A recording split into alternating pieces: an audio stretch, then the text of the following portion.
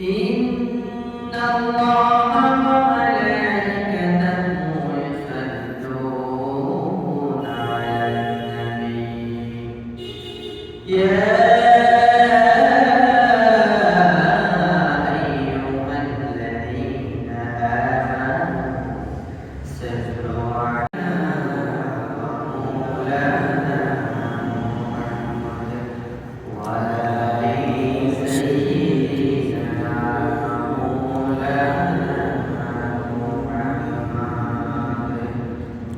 তাহাজ্জুদে যাই না মাঝে মরণ তুমি দিও প্রভু ইকামতে দিতে পারে কবুল করে নিও আল্লাহুম্মা সাল্লি আলা সাইয়্যিদিনা মাওলানা মুহাম্মাদ وعلى آل سيدنا مولانا محمد اللهم صل على سيدنا مولانا محمد وعلى آل سيدنا مولانا محمد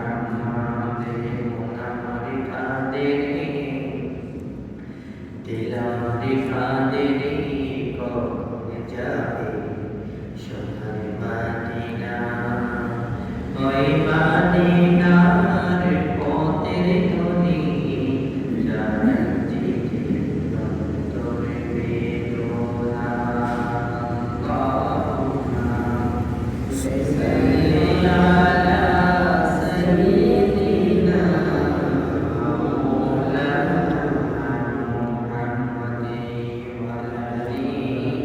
سيدنا مولانا محمد পৃথিবীতে কেউ স্থায়ী হয় না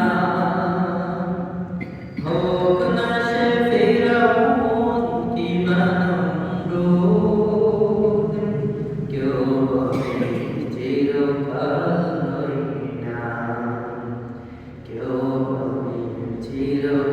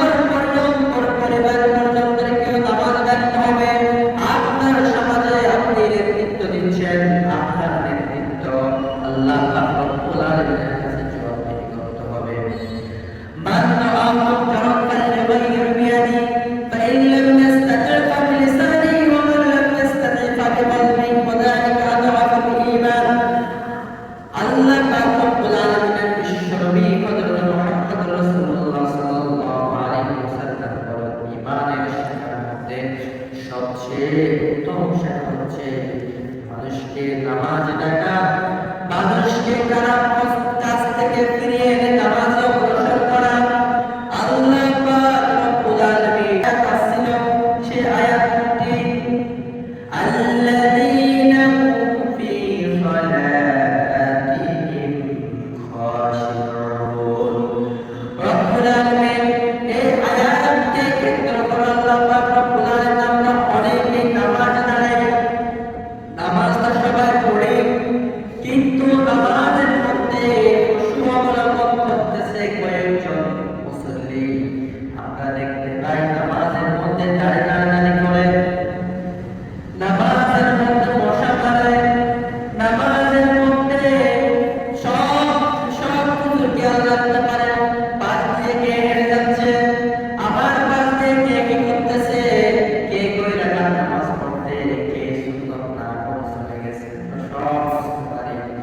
কিন্তু বিশ্বনবীর সাহাবী হযরত আলী রাদিয়াল্লাহু তাআলা আনহু ঘটনা থেকে যখন আমরা অগ্রসর হব, হযরত বিশ্বনবী হযরত মুহাম্মদ রাসূলুল্লাহ সাল্লাল্লাহু আলাইহি ওয়াসাল্লামের সাহাবী হযরত আলী রাদিয়াল্লাহু তাআলা একদিন যুদ্ধের ময়দানে গিয়েছিলেন। যুদ্ধের ময়দানে কোন কারণে তার পায়ে একটি তীর লেগে গিয়েছিল। কি লেগে গিয়েছিল? আমার সাথে কথা বলতে, তার পায়ে কি লেগে গিয়েছিল? তীর লেগে গিয়েছিল। তীরটা এমন ভাবে লাগছে তার চামড়া বের করে তার হাড়ের মধ্যে লেগে গিয়েছে। তার এই তীরটা বের করা কোনো মতেই সম্ভব হচ্ছিল না, তার ভীষণ কষ্ট হচ্ছিল। কিন্তু বিশ্বনবী হযরত মুহাম্মদ রাসূলুল্লাহ সাল্লাল্লাহু আলাইহি ওয়াসাল্লাম বুঝতে পেরেছিলেন তার তীরটা কিভাবে বের করা যাবে। তার তীরটা বের করার জন্য হযরত বেলাল রাদিয়াল্লাহু তাআলা কে বলেন, হে বেলাল, তুমি তাড়াতাড়ি আযান দিয়ে দাও। এই তীরটি যখন বের করতে যাব, এই তীরটি হযরত আলী নামাজে দাঁড়ান ছাড়া বের করা সম্ভব হবে না।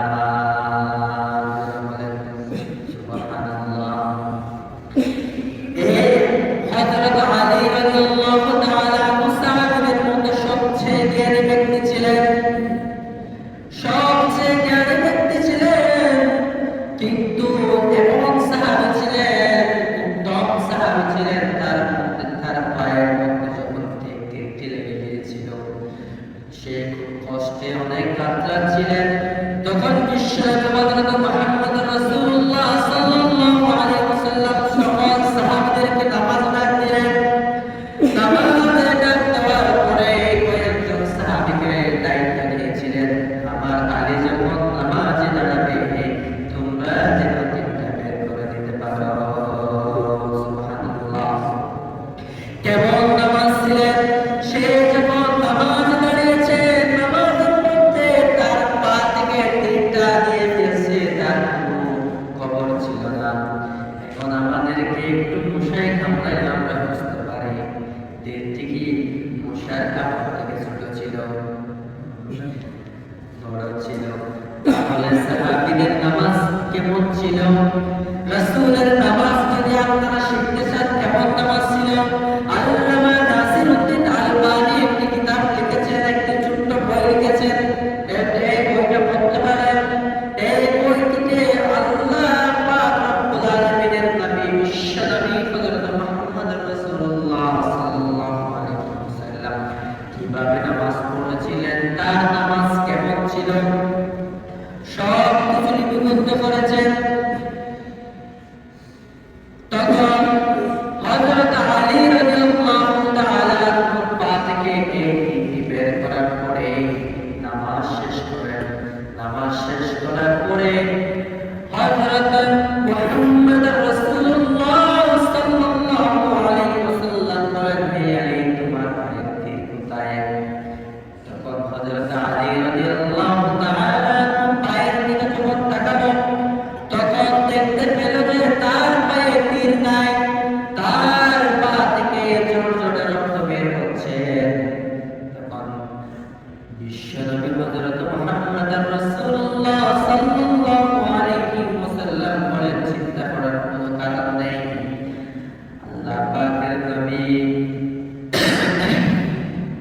বিশ্বনবী হযরত মুহাম্মদ রাসূলুল্লাহ সাল্লাল্লাহু আলাইহি ওয়াসাল্লাম বলেন, হে আলী, তোমার পা থেকে তীর বের করার এই কম সময় ছিল, সেজন্য আমি নামাজের মধ্যে তোমার